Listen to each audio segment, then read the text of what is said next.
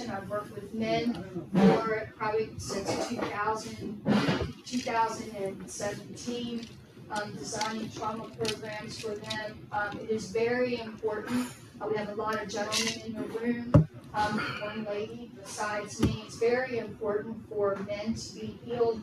We are in a time right now that you don't have time to be traumatized, so if you're interested in talking about it with me, you're interested in praying for me, is a very big thing. We're starting this coming Thursday, and it's the VFW that's near the Carswell Air Base. So I really appreciate your prayers, and I also appreciate you praying for the gentlemen that are going to have the courage to address their childhood trauma. And I mean, it's called Crisis to Courage for Men. Okay, Lynn, it's all yours. I told you. Okay. So we're live on YouTube. Some of that might have got picked up on YouTube, but that might help Karen though. You never know. So what we're going to do is continue the previous, the one that we were doing on authentic court orders. We were at the Declaration of Independence. The reason I put the Declaration of Independence in here is because this is the same stuff that was going on that precipitated the War of Independence. Okay, this is the same stuff that was going on then. And so we'll go through a little bit of the Declaration of Independence here.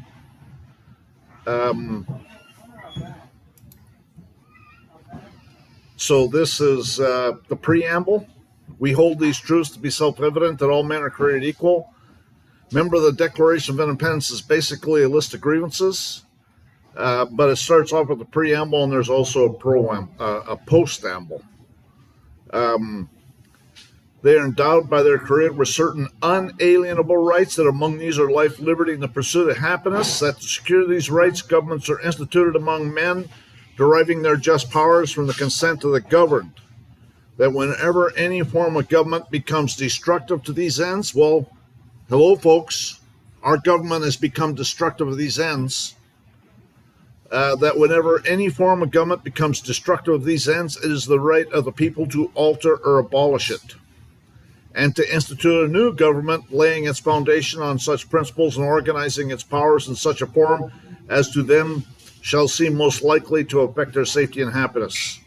Prudence indeed will dictate that governments long established should not be changed for light and transient causes, and accordingly all experience has shown that mankind are more disposed to suffer, while evils are sufferable, than to right themselves by abolishing the forms to which they are accustomed.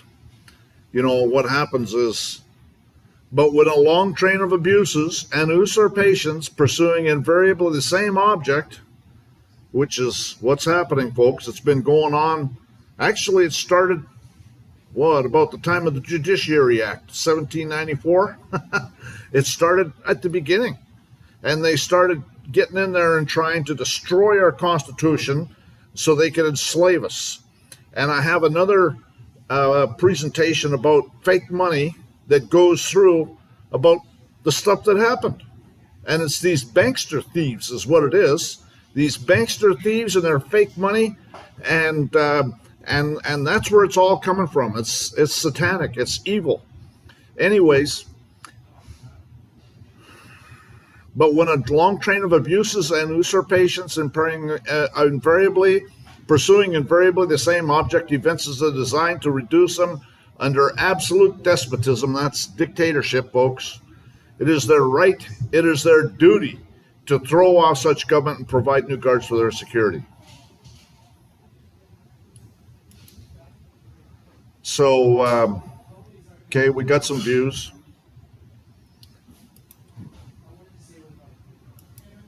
So some of the grievances.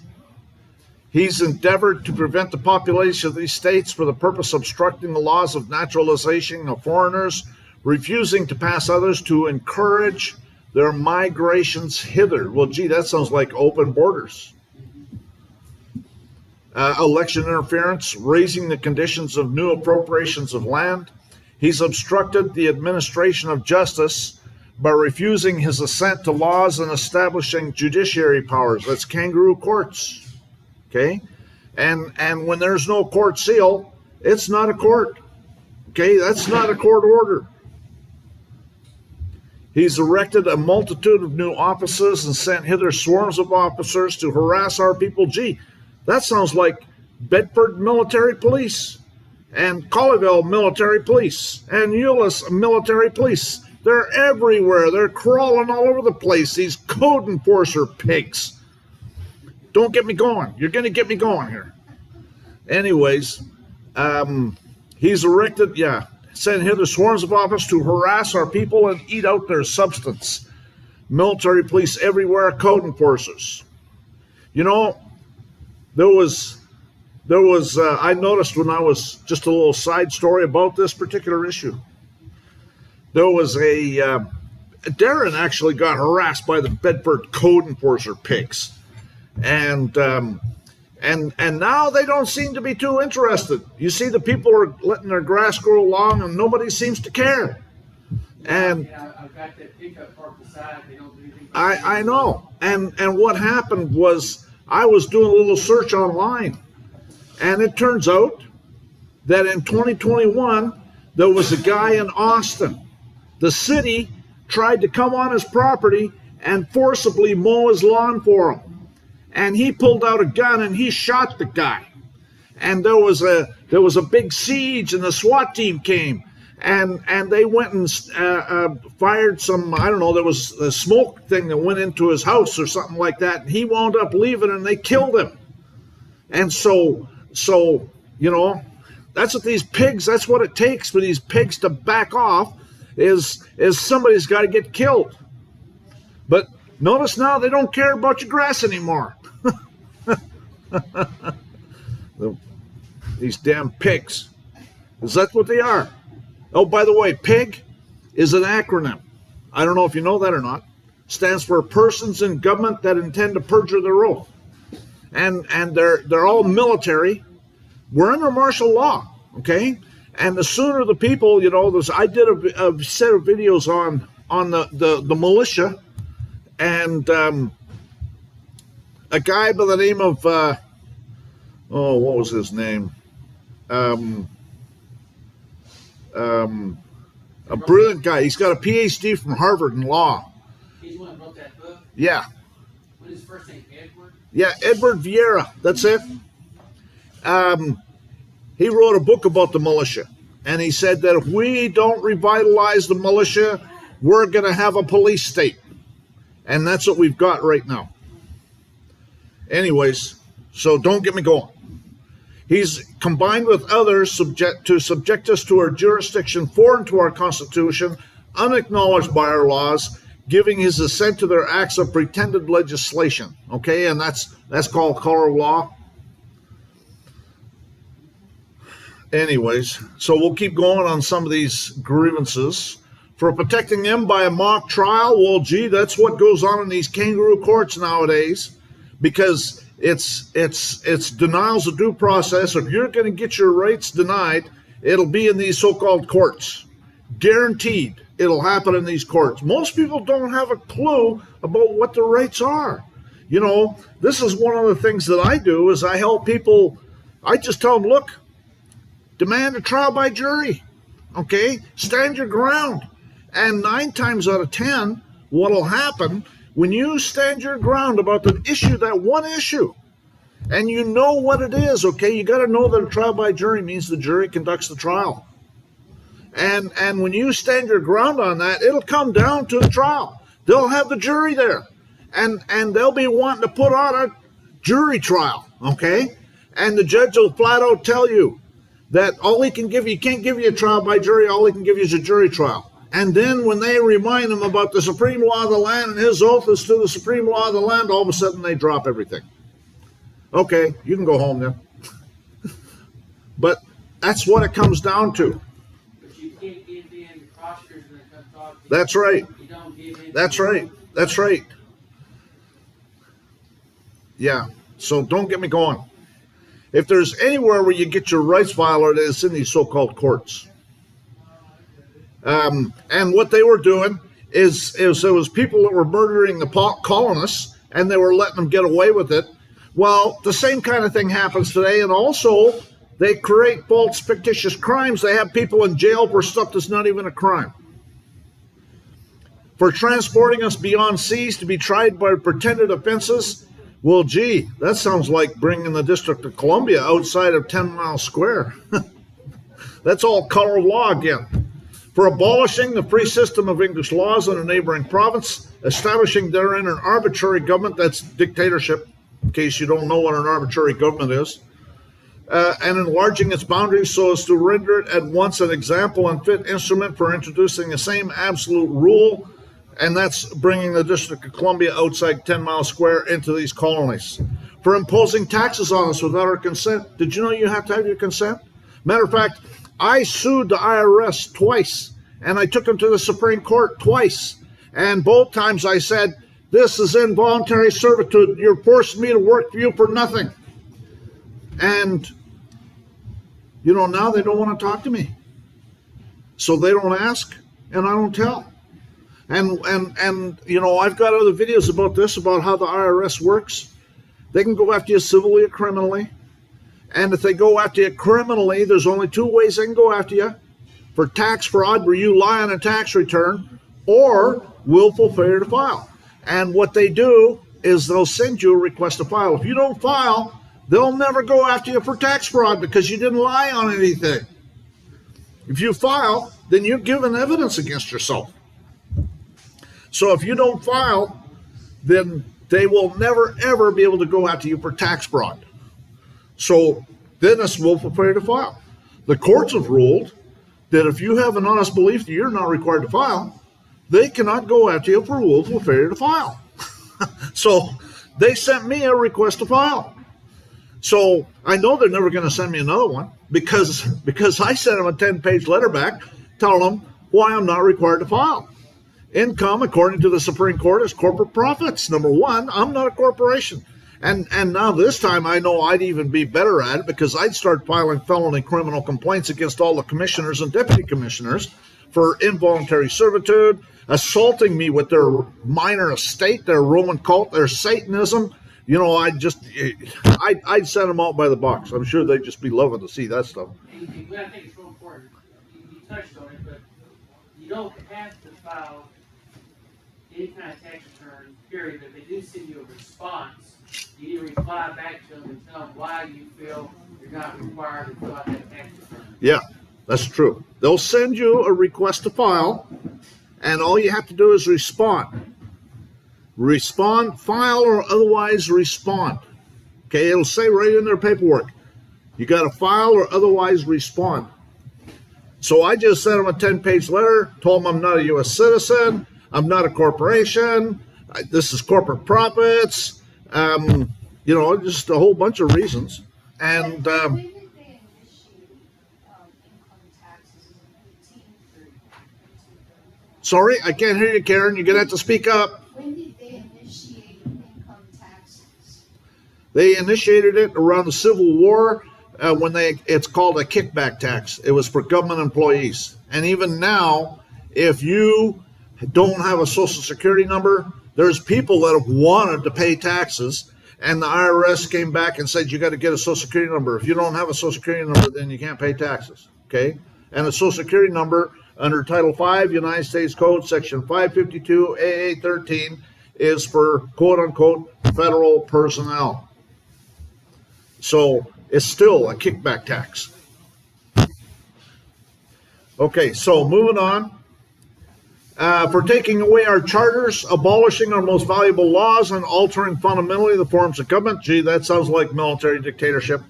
For suspending our own legislatures, declaring themselves invested with power to legislate for us in all cases whatsoever. Gee, that sounds like, you know, a lot of stuff that's going on. All of a sudden they're just passing these laws. They're just bought and paid for whores. The Congress is doing that shit nowadays. He's abdicated government here by declaring us out of his protection and waging war against us. Well, that sounds like the Trading with the Enemy Act, right? It's exactly what's going on. He's destroyed the lives of our people, populating the jails with commercial transaction, Texas has a bigger percentage of people in jail in the worst communist dictatorships, more than China, more than the Soviet Union. Okay, so it's all the same stuff that's going on. This is not the whole thing. This is just some of the bullet points I wanted to hit in this presentation. So that's all because of these fake orders. Okay, they're not a real order. We need to know that it's not a real order, and we need to start filing felony criminal complaints against these bought and paid for whores masquerading as judges that go and sign this piece of shit. Don't get me going. You're going to get me going. So a kangaroo court is an inquisition. Okay, this is all Roman cult. This is satanic. This is Inquisition. This is what they used to do in the Inquisition. I mean, we've all heard about the Spanish Inquisition. You know, I was over in Paris. I went through the Louvre. The Louvre is that big museum in Paris. Everybody knows about the Louvre. Anyways, there's a whole section in there that's dedicated to the Spanish Inquisition. And it's torture scenes. So if they say you're guilty, they take you right then and torture you. They make it up and they go along. You know, it's again, under an inquisition, you're guilty until proven innocent. That's what they have in these courts nowadays. You're guilty until proven innocent.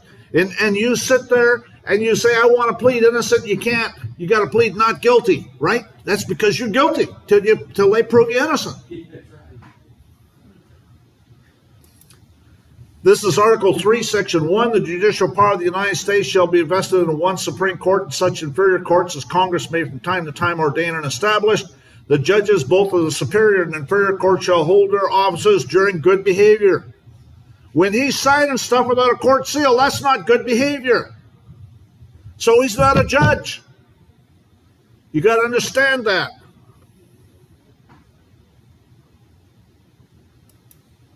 Again, it's a kangaroo court. What has actually happened is fraud upon the court. Fraud upon the court is fraud which is directed to the judicial machinery itself. It is not fraud between the parties or fraudulent documents, false statements, or perjury.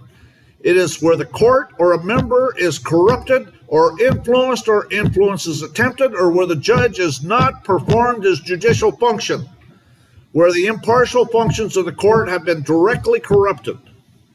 It's fraud upon the court. An officer who acts in violation of the Constitution ceases to represent the government. He's not working for the government. He's in his private capacity.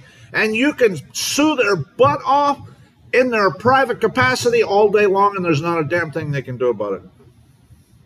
But if you try and sue them in the official capacity, there's a problem. And like there's a Texas Tort Claim Act. But even then, you can still sue them in their official capacity. I've talked to Randy Kelton about this. But it's just a little more difficult. You know, they have discretionary and ministerial. That's right. It's kind of tough to. That's right. Work around that. Yeah. Officers of the court have no immunity when violating a constitutional right for they're deemed to know the law. You got to understand that if you sue them, you're going to go before one of their bail priests, and they have nothing but contempt for you. Okay? These people are Satanists. You know, the best thing that could happen is if a militia was to rise up and some of those bought and paid for hers turned up dead. Quite frankly, I'd like to see it happen. I'd like to see some hangings. I'd like to see some common law courts pronouncing sentence and hanging people. I'd like to see these lawyers and bar members hanging from light poles. I'd really like to see it. But the people are too stupid to figure all that stuff out. Where any state proceeds against a provided individual in a judicial forum, it's well settled that the state, county, municipality, etc., waives any immunity to counters, cross-claims, and complaints by direct or collateral means regarding the matters involved. When enforcing mere statutes, judges of all courts do not act judicially, and thus are not protected by qualified or limited immunity.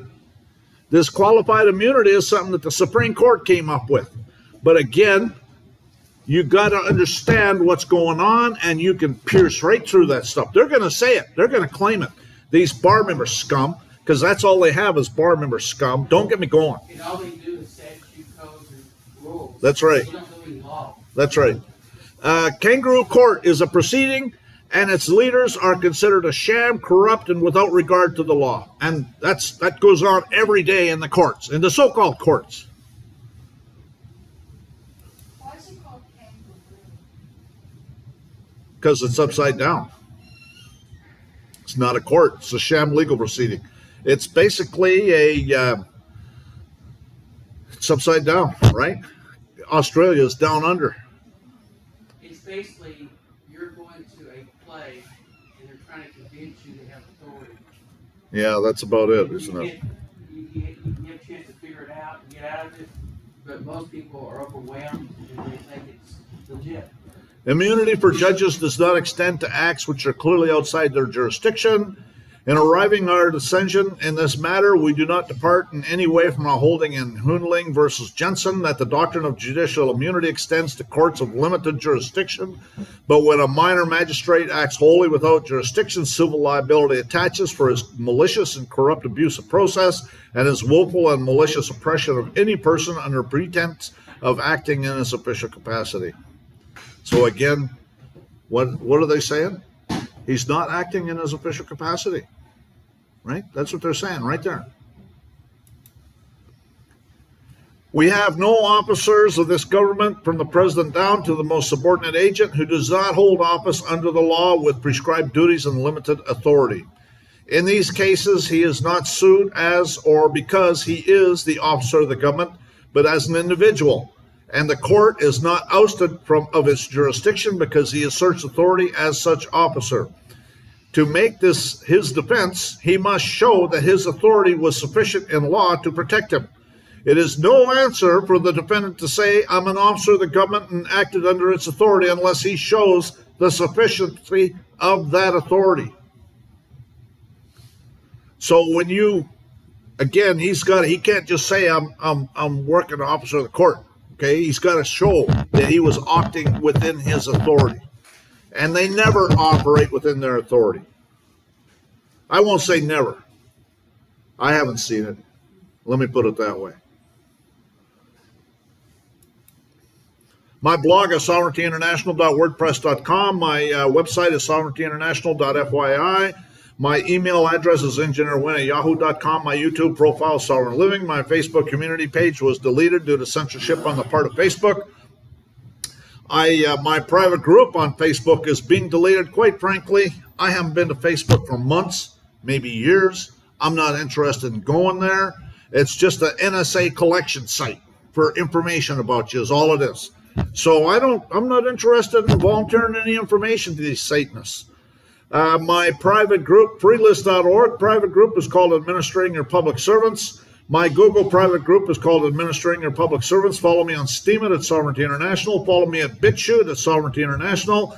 And on HowTube, I've got a subscription profile at HowTube called Sovereignty International. Order followers are bringing in business for their fake courts that are actually part of the executive branch, okay? So this is a mixed war, is one which is made on one side by public authority and the other by mere private persons, okay? So it's warfare. You got to understand you're at war, okay? You didn't volunteer for it, but now you're stuck with it and you have to deal with it that way. And you never, ever, ever tell the enemy what you're doing, okay? You sandbag the bastards. Under international law of warfare, all parties to a cause must appear by nom de guerre, because an alien enemy cannot maintain an action during the war in his own name. That's why that all block capital letters named that minor estate. Eliminating then from the opinions of this court all expressions unnecessary to the disposition of a particular case and gleaning therefrom the exact point decided in each, the following propositions may be considered as established. Number one, that the District of Columbia and the territories are not states within the judicial clause of the Constitution. That's Article 3. That the District of Columbia and territories are states as that word is used in treaties with foreign powers. Okay, so internationally, they are states. And then it goes on with respect to ownership, disposition, inheritance, property. They're talking about the minor estate. This is Downs versus Bidwell. This is 1901. I think that, Downs versus Bidwell was argued in January. They came out with the Code of Law for the District of Columbia in March, and then this decision came down in like May or June. I think what happened, my opinion, I got no proof, but I think that the court told the Department of Justice, this is the decision, we're going to come down with this. And so the government passed the Code of Law for the District of Columbia, because that's where it brings in the minor estate. That the territories are not within the clause of the Constitution providing for the creation of a Supreme Court and such inferior courts as Congress may seem fit to establish. Okay, so in the territories, they don't get courts. Okay, they're all administrative in the territories. Therefore, U.S. citizens residing in one of the states of the Union and classified as property and franchises of the federal government as an individual entity. So you have to volunteer to be a U.S. citizen. Okay, there's jobs that I could get right now if I wanted to be a U.S. citizen, but I just can't bring myself to say that I'm a U.S. citizen. Sorry, I can't do that. And it might be correctly said that there is no such thing as a citizen of the United States. A citizen of any one of the states of the Union is held to being called a citizen of the United States, although technically and abstractly there is no such thing. It's a fictitious entity. That's the minor estate. Okay, the minor estate's a U.S. citizen. In other words, Congress has exclusive legislative jurisdiction over citizens of Washington District of Columbia, and through their plenary power, that's dictatorship, folks. We're going to talk about that in a minute.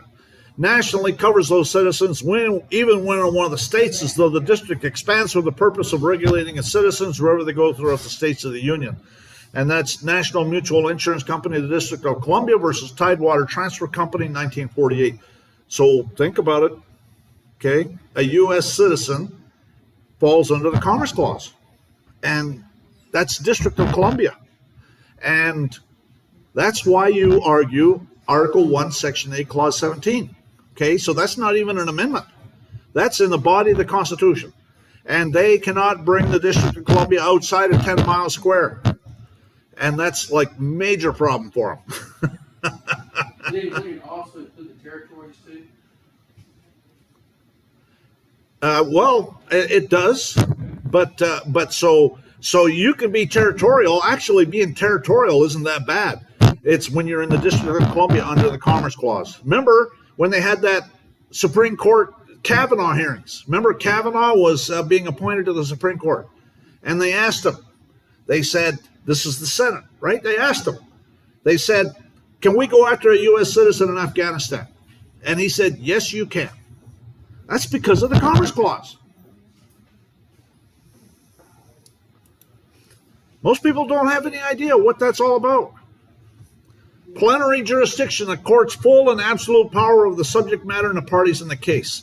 That's Black's 8th edition. Plenary is full, complete, entire. It's a dictatorship. Under plenary power, it's total power. Plenary, full, complete in the courts of admiralty and the English ecclesiastical courts, right? Ecclesiastical, that's Roman cult, folks.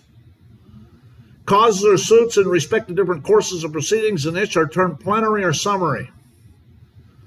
That's Bouvier's.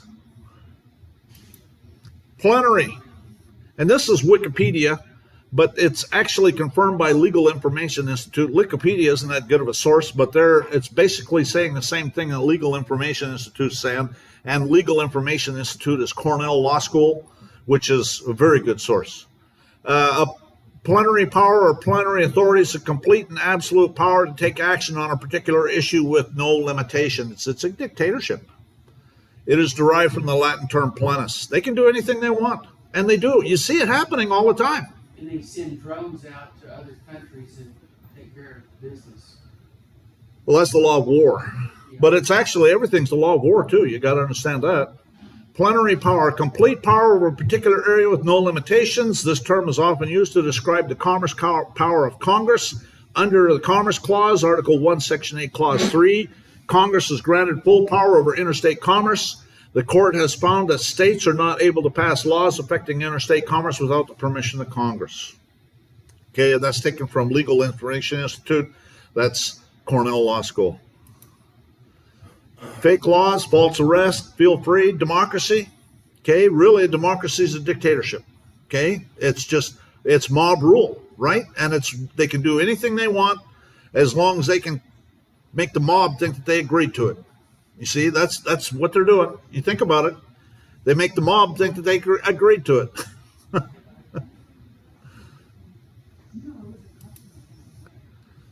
Okay, no chat so far.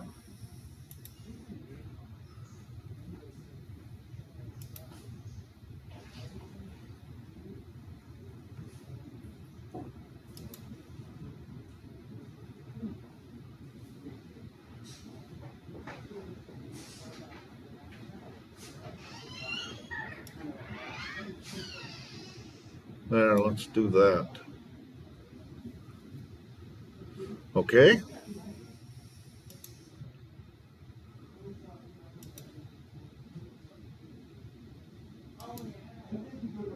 Yeah. Okay. This is Chisholm versus Georgia, 1796, 1798. This was when the War of Independence was fresh in everybody's mind, and you got some real good decisions back then. In doing this, I shall have occasion incidentally to evince how true it is that states and governments were made for man, and at the same time how true it is that his creatures and servants have first deceived, next vilified, and at last oppressed their master and maker. A state like a merchant makes a contract, a dishonest state, like a dishonest merchant, woefully refuses to discharge it. You see that going on nowadays? It's all over the place. Deceived, next vilified, and at last oppressed their master and maker. But I have found that when I tell them that Will Livingston was my fourth great uncle, that creates big problem for them, because that puts me as posterity as found on the preamble, because they're still following the Constitution. This Constitution is like a millstone hanging around their neck. Most people don't have a clue about it, but you argue this Constitution, and it's fatal for them. But you got to be proactive. You do. You got to be ahead of them. That's right. They always deny due process of law. Anytime they deny due process of law, they lose subject matter jurisdiction. That seal, or the lack of that seal, is a denial of due process of law. That's not a court order. It's also fraud in the court. It's fraud in the court. That's right. Where a court failed to observe safeguards, it amounts to denial of due process of law. Court is deprived of juris. And that's what I tell people all the time. Get a challenge to jurisdiction filed into that case. Because if anything, when they railroad you, you can beat it on appeal. Not every action by any judge is an exercise of judicial function. It is not a judicial function for a judge to commit an intentional tort, even though the tort occurs in the courthouse. When a judge acts as a trespasser of the law, when a judge does not follow the law, the judge loses subject matter jurisdiction. And the judge's orders are void, and no legal force or effect. Void. That doesn't mean voidable, that means void.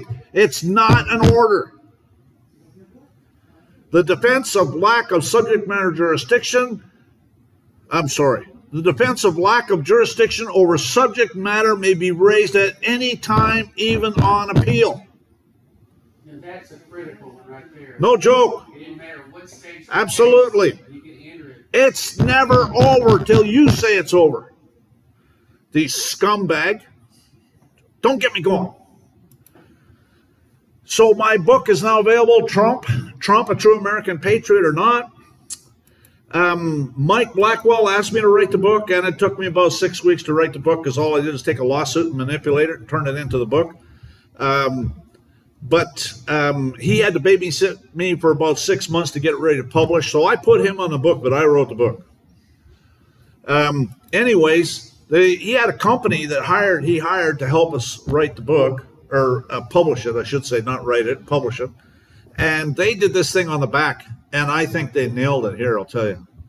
Anyways, In Trump, a true American patriot or not, Glenn Fern and Mike Blackwell reveal the depths of corruption, deceit, and manipulation infesting our political system for hundreds of years, regardless of political affiliation. Read the hard evidence that exposes how our elected officials sold Americans into slavery. Think about it. If you're paying taxes, you're being forced to work for the government for nothing. That's what slavery is, folks. It's time to wake up. Understand the Founding Fathers' true intent when they formed our Republican form of government. What do you think? Of the people, by the people, for the people? You don't think that has no meaning? That means everything. Discover the influence of the satanic Roman cult on our politicians and political system. Does Donald Trump want to transfer power back to we the people? In Trump, you will see the great battle that is upon us. You can order the book from Amazon.com or from my website. It's $40 plus shipping. If you order from my website, I can autograph the book. You won't get an autographed book from Amazon. Do you want to know the origins of the deep state and who's behind it? Do you want to know why it's called the Trump administration? Every word in the law is important. Do you want to know what an administration is? Do you want to know how Trump came to be president? You know he was invited, right?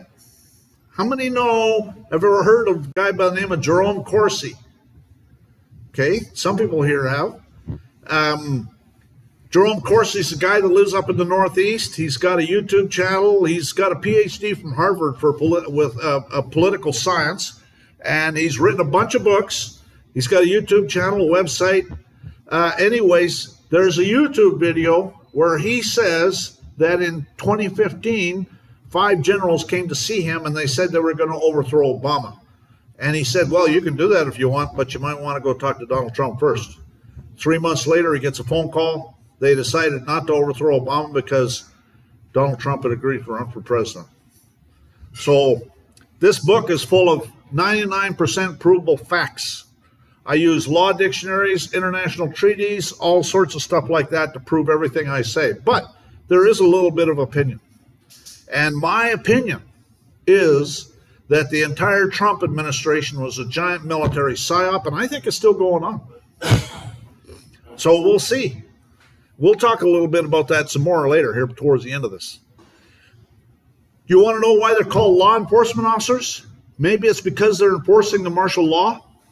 Okay, think about it. They have it right in your face all over the place. It's time to wake up, folks, about what's going on.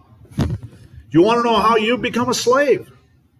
If you're being forced to pay taxes, then you're being forced to work for the government for nothing. Now, if you want to volunteer into that, knock yourself out. But if you don't assert your rights, you lose them. Do you want to know what the root cause of the War of Independence was? It's in the book. It's the same stuff that's going on nowadays. Do you want to know why every president goes to visit the pimp? Well, I meant the Pope. No, I meant the pimp. On the first international trip, it's in the book. He's the owner. Anyways, so I already told you about Mike Blackwell and Jerome Corsi. 95% of the facts are provable. Howard Hughes. Okay, Howard Hughes, I don't know how many of you have heard of Howard Hughes. He was a billionaire. After World War II, he was part of the military-industrial complex, except that he got blackballed and he couldn't get any defense contracts. So he got some young ladies to go and sleep with the military-industrial complex types to find out from pillow talk why he couldn't get defense contracts. And that's why he went and so what happened is he found out they're planning on doing what they're doing right now. And they want to kill off 90% of us with pandemics and wars and all this stuff. And so he had a set of manuals on procedures on how to defeat the whole thing. And Kennedy was actually implementing it. This is according to David Wilcock, actually. David Wilcock, there's a YouTube video where David Wilcock talks about this. Kennedy was implementing it. And so, remember, Kennedy circulated $6 billion worth of U.S. Treasury notes. And so that's like telling the banksters you're done. And so they killed Kennedy, they killed his brother, they killed a bunch of people back then. And so I think the reason Howard Hughes was hiding out is because he was afraid for his life, probably. Right. He bought out the Sands Hotel. Right. And lived the top floor and had security everywhere and never left his room. Right. So, and then Trump, I think the same thing was exposed to him. There was a helicopter crash in 1984. I do aerospace engineering consulting. I helped design the hydraulic system on the F-35 Joint Strike Fighter, so I know a little bit about airplanes. I started out in 1976 working as a mechanic on helicopters, so I know a little bit about helicopters. Anyways, so what happened was there was a helicopter crash in 1984. And it crashed for a very unusual reason. Trump was supposed to have been on the flight and canceled out at the last minute. And 3 of his executives were on the flight, and they all 3 got killed. And the helicopter crashed because the blades came off. And I have never, ever heard of a helicopter crashing because the blades came off. There's a lot of reasons why helicopters crash. Usually it's from a bearing in the tail rotor drive shaft that goes. Or if it's like one of these Chinooks that's got the 2 upper blades, sometimes the drive shaft between the 2 blades will go bearing again, and it'll beat itself to death. But the ones with the single rotor and the tail rotor, that drive shaft, those bearings go. You're supposed to, as a mechanic, you're supposed to check those bearings every flight and make sure that they have little heat-sensitive paint on them, and if they're heating up, then it's time to replace those bearings. And so it's something that's a major thing you're supposed to be watching for at all times as a mechanic on helicopters. And so I happen to know about that. But the blades don't come off. They have shear pins, okay? Those blades are held in by shear pins, and they're not supposed to be shearing. Matter of fact, there's stories in Vietnam about helicopters getting 4 feet shot off their blades in war, and they're still flying. They got a nasty ass vibration, but if you're getting shot at, you're going to fly that sucker anyways to get the heck out of there. Anyways, don't get me going. In reality, they're not after me, they're after you. I'm just in the way. So to continue on, I'm giving you your country back from the criminal psychopaths who stole it from you, and half of you don't even know it yet. That's true. Thank you, Donald Trump. So about 18 months before first indictment, I got an email that said he was going to be indicted, but don't worry, it's all part of the show. Okay, so I think, again, the military psyop is still going. Just before the first indictment, Trump came out and said, "I am your retribution." And right here, that's the meme that came out. If you've been wronged and betrayed by the deep state, I am your retribution. He's jerking their chain. Think about it. He is jerking their chain. He wants them to do that shit. Just before the most recent indictment, Trump started to talk about public hangings. So they are in panic mode. They know that they're going to get their neck stretched.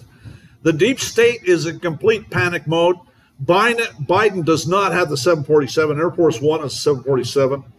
Biden, that airplane that he was going up the stairs and he tripped 3 times, that was not a 747. That was a 787. The White House is vacant except for security, and the Insurrection Act was not signed. What happened is Trump was supposed to sign it. He was getting ready to sign it. Sidney Powell, his counsel, White House counsel, she left at night planning on signing preparing paperwork, coming back the next morning, preparing paperwork for him to sign the Insurrection Act. And but what happened is he met with some generals overnight, and they told him that if he signed the Insurrection Act, that within 6 months we'd be in a civil war, according to their gaming scenarios. And so he decided not to sign it because he wanted to wake more people up. and which is what he's been doing if you think about it.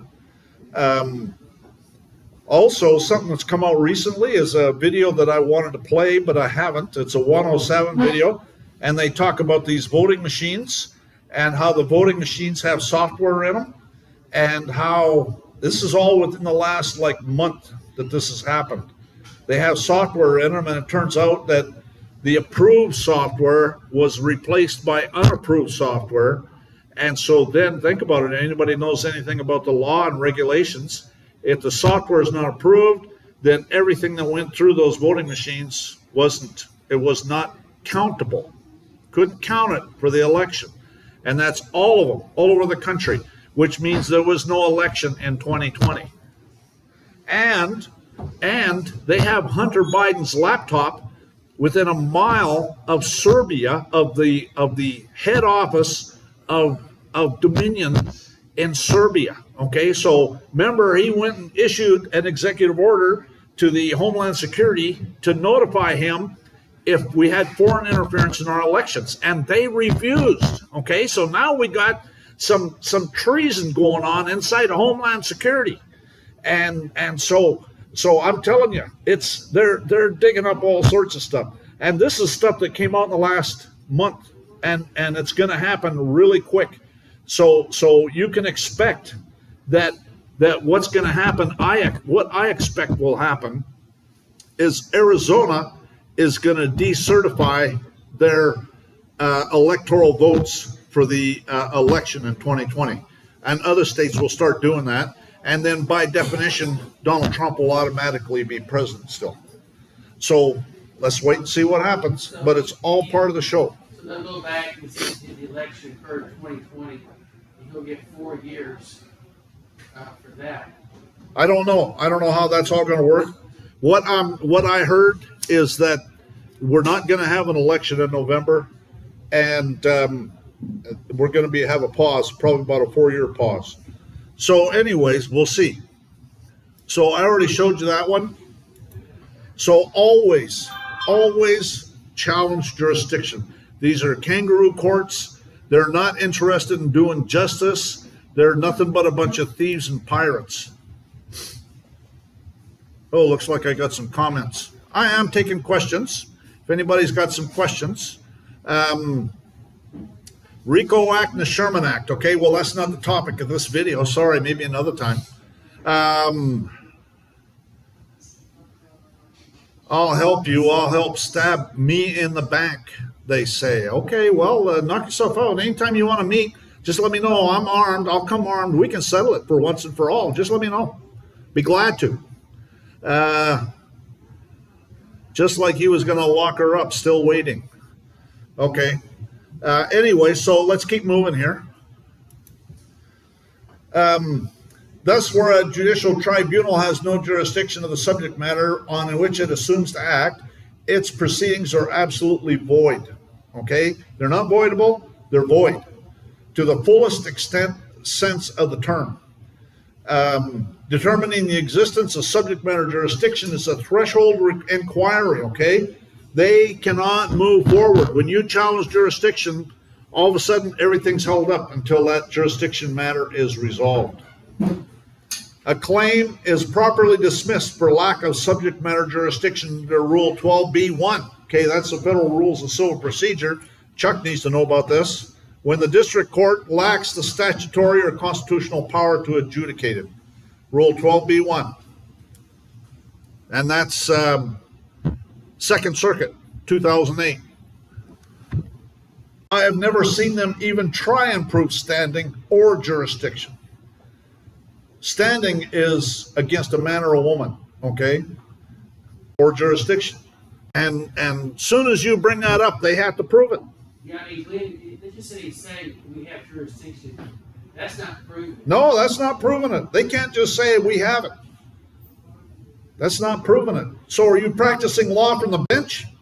Yeah, that's what I'd say. So are you practicing? You gotta be careful when you're in their courtroom because they'll get you with contempt. So you ask them questions. Are you practicing law from the bench? Are you perjuring your oath of office? And they're making a legal determination without having the facts on both sides. Well, that's practicing law from the bench. There's a thing called the law of the case. It means that if you do not challenge jurisdiction and get railroad, you've agreed to it. It's a contract. You're their enemy, and they are your enemy, and the sooner you figure that out, the better. Read the Trading with the Enemy Act, Title 50, U.S. Code, Appendix B. In any warfare, the best defense is a good offense, okay? So you attack them.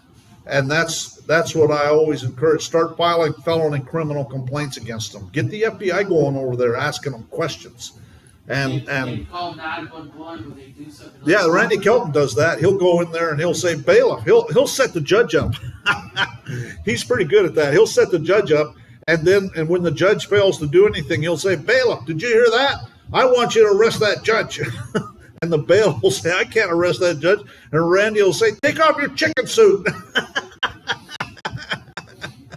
Anyways, failure to prove jurisdiction creates a void judgment.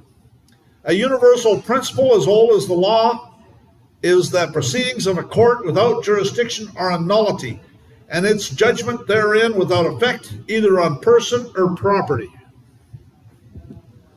Where there's no jurisdiction, there's no judge. The proceeding is as nothing. Such has been the law from the days of Marshal Saya.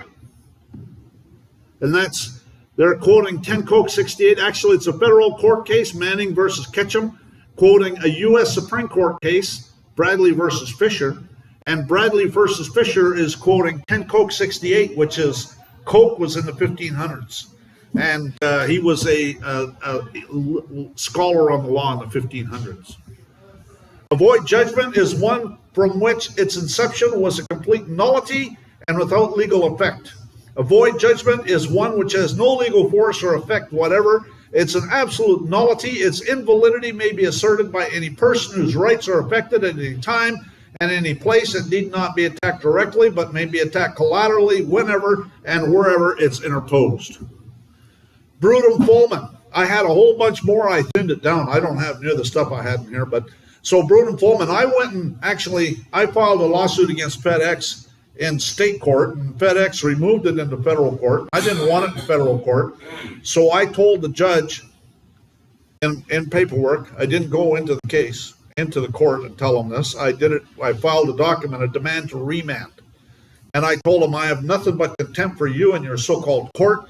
You have an inferior court of limited jurisdiction, and everything you do is brutum fulmen.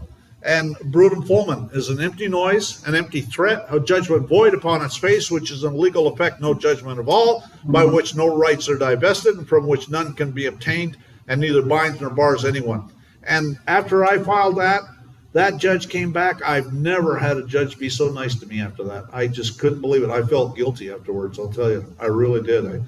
But that's okay. I'm still going to file criminal complaints against him for his fake order. See, he respected you for doing it. I think they do. I think when you know what you're talking about and you can support it, then what can they say? You know what I mean? Always challenge jurisdiction. Always be building a case for the Court of Appeals. Okay, that's why you challenge jurisdiction. That's for the appeal. And you might be able to get it vacated before it even goes there. Okay, you might be able to do a mandamus and get the Court of Appeals to dismiss it. So there's all sorts of possibilities, but you can't do anything unless you get that damn challenge to jurisdiction filed and there are file stamps all over it and get the judge to rule on it. Get witnesses. Get police reports. You got to build a case. You got to have stuff like that for the Court of Appeals. Court of Appeals is not going to rule on you say this or you say that. They want it on the record. They want filed documents and they want transcripts. All you need, if you have a witness, is a one-page affidavit saying they saw you bring up the issue of jurisdiction and the judge said, sit down or shut up. That's perfect. Good answer. Thank you.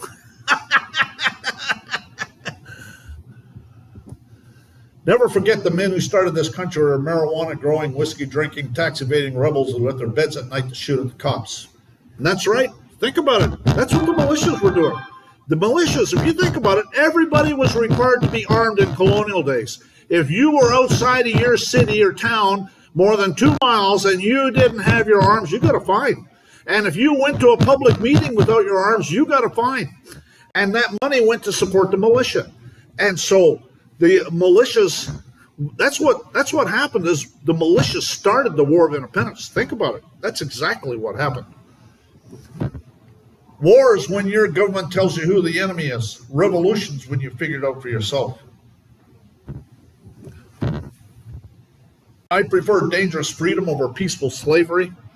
Yeah, you will have peace. Peace will be when you're dead. Then there'll be peace. And that's my attitude. Peace will be when they're dead. Then there'll be peace. Yeah, don't get me going. You're going to get me going here. Check out my other videos, Bankster Thieves playlist, Roman Cult playlist, Bankrupt Corporate So-Called Governments, Bar Members 1 through 8, Do-It-Yourself, How Not to Volunteer for the Selective Service in the Draft, Martial Laws Here, Do-It-Yourself No Income Tax, Do-It-Yourself Free Mail, Do-It-Yourself Kangaroo Courts 1 through 28, Canada Border Pigs playlist, Bar Members and Their Satanic Connections playlist. Glenn, do you do how to have a trust? Sorry? You do a video called How to Have a Trust. How to have a trust. Well, I think you're saying it wrong. Probably. But I can tell you that I do. I help people set up trusts. Yes. Yeah, but you have to understand that technically nobody owns a trust. Okay. It's the trustee controls the stuff, and but nobody owns it until it comes out of the trust.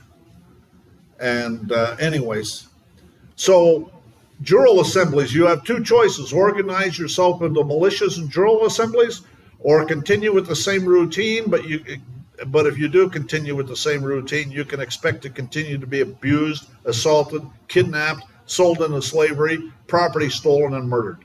Okay? They're not going to stop. They are Satanists. Okay? They want you dead. Okay? I did a video about it. They want you dead. And the sooner you figure that out, the better. They want you dead. They want to get your organs first. They want the millions or maybe billions of dollars in that minor estate account with the Treasury, so they can use it to pay off the national debt, and the bankster thieves can laugh all the way to the bank. Seventh Amendment, in suits of common law where the value in controversy shall exceed $20, the right of trial by jury shall be preserved, and no fact tried by a jury shall be otherwise re-examined in any court of the United States than according to the rules of the common law. And so that's a gold mine right there. The common law jury. And so if you have a common law jury, make sure you have a bunch of facts that the jury finds, because they can't rebut them. And if you have the right facts, they're done. You have the right facts, they're done. You can say that this guy violated this criminal code. That's a fact. And the jury found it. You see what I'm saying? And they're screwed. And the jury can award whoever they want to.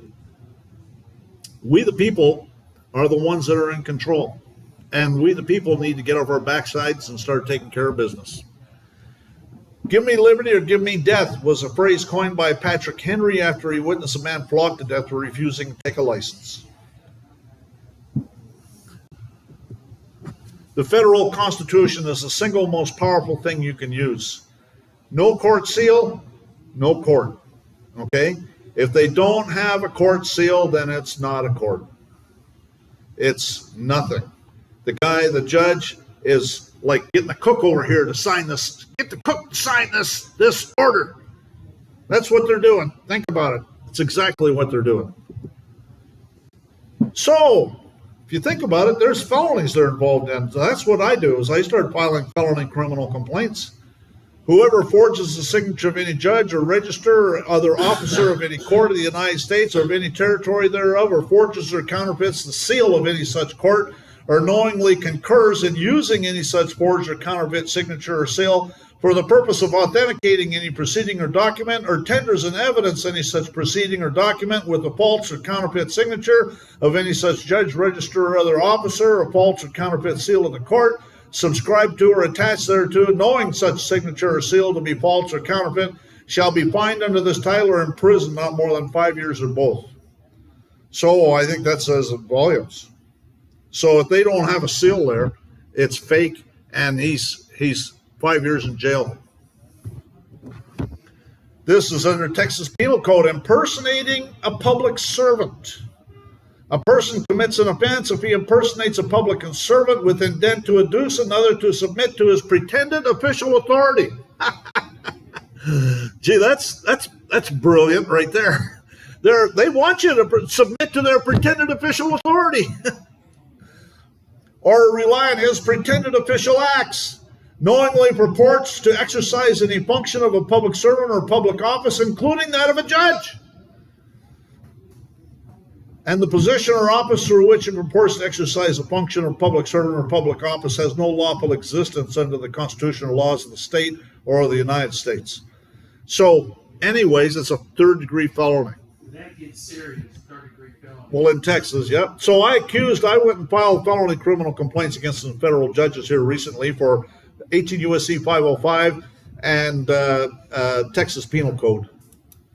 And you can add the prosecutor to it because they knew that was not a real judge. Yeah, that's a good point.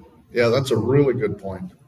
It behooves every man who values liberty of conscience for himself to resist invasions of it in case of others, or their case may be by change of circumstance become his own. And that's Thomas Jefferson, and that's what he's saying there. Basically, if you fail to educate people about jury nullification, Karmer says that you'll get a jury of idiots.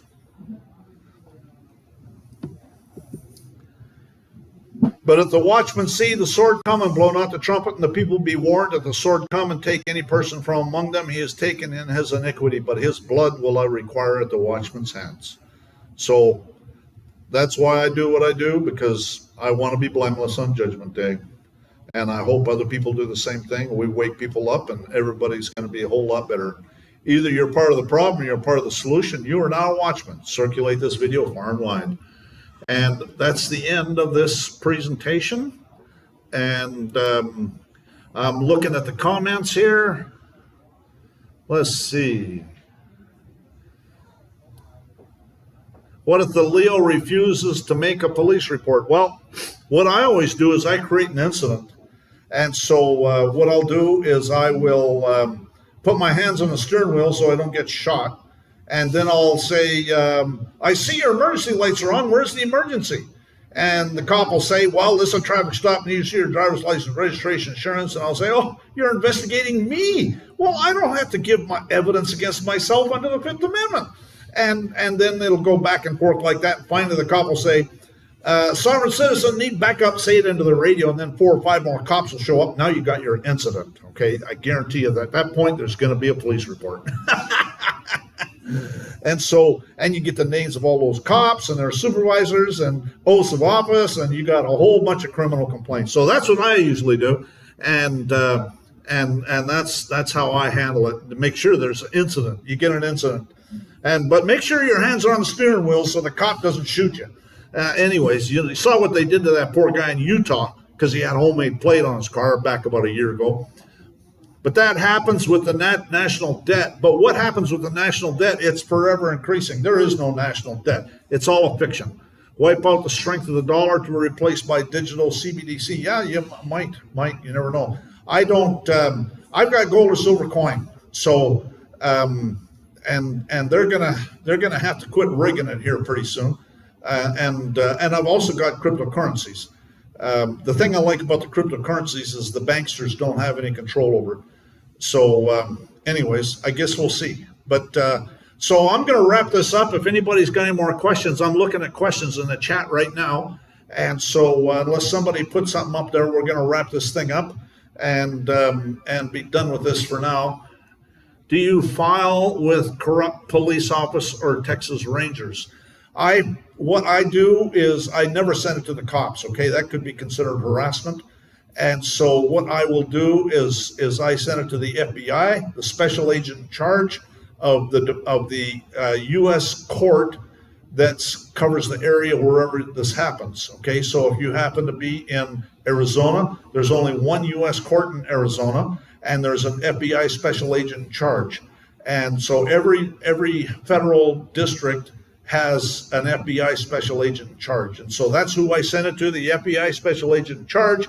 The state police, the director of the state police in Texas If he wants to give it to the Texas Rangers, there's no address to send it directly to the Texas Rangers. Otherwise, I send it to them. But so what happens is I send it to the director. His name is Stephen McCraw.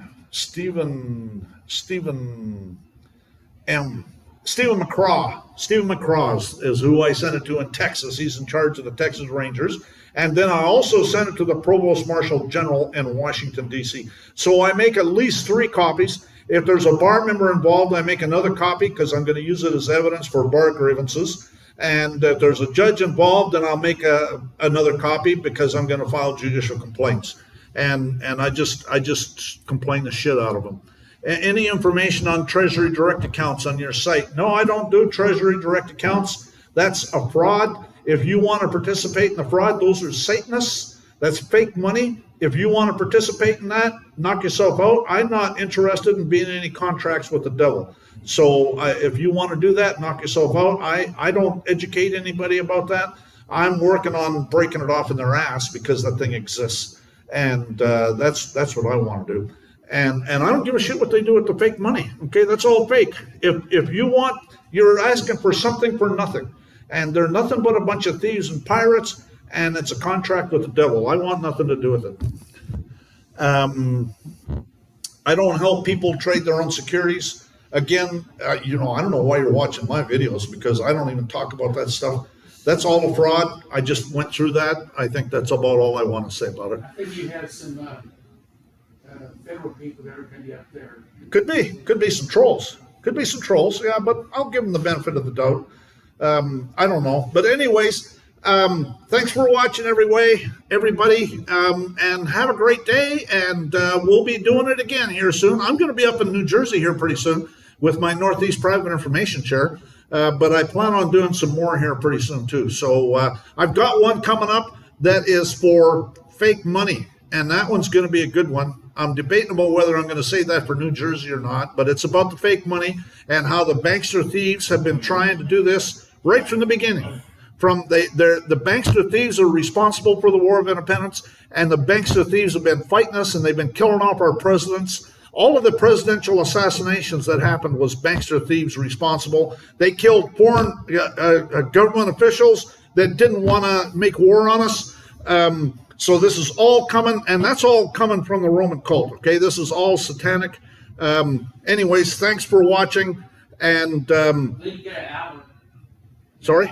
You still have an hour if you want to talk about fake. Yeah, well, that'll be I'm not going to do it as a live stream. Okay. Anyways, thanks for watching, everybody, and have a great day.